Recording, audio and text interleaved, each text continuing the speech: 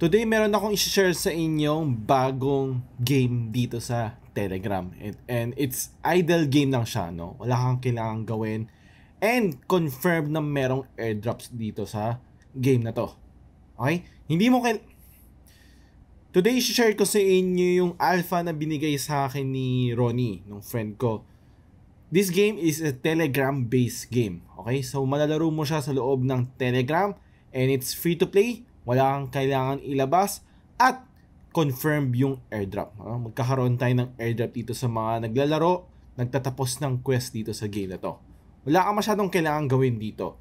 So, lilive ko na yung link ng Telegram bot, itong Play SSS game. Ang tawag sa game na to is Super Sushi Samurai.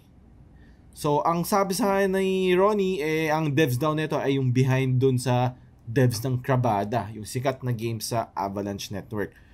So dito, lilive ko na yung link ng Play SS Game official bot sa description ko.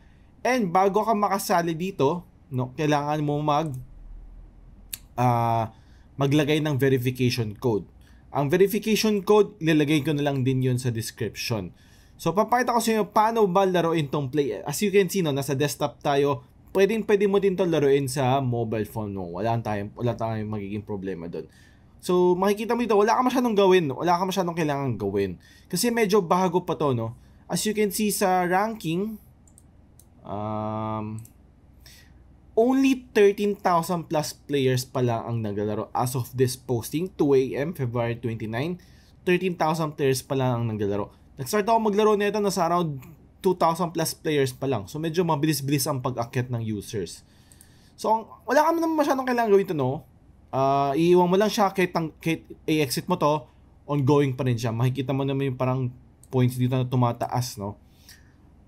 Sa ngayon, syempre, sobrang bago pa na ito. Makikita mo, nakalock pa yung mga features na pwede natin gamitin.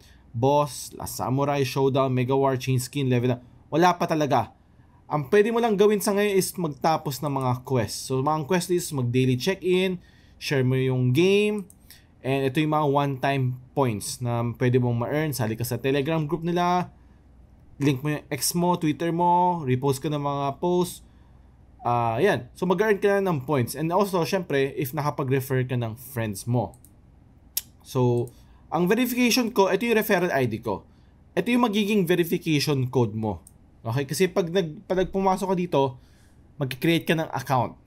So, kailangan mo maglagay ng verification code. At ang verification code na malalagay mo dun is yung referral ID ng kung sino man nag-invite sa'yo. So, leave ko na itong link sa description. So, confirm na po ang airdrop nito. Around 4.something% ng total supply ng SSS token ay may airdrop sa mga nag-earn ng points sa quest. So, paramihan ng points. Mas malaki points mo, syempre, mas malaki din ang magiging airdrop mo. I think by March, mid-March, no, magme-mainnet na tong game na to. So sayang, habol kayo, no, maaga pa tayo. So yun lang, bye-bye.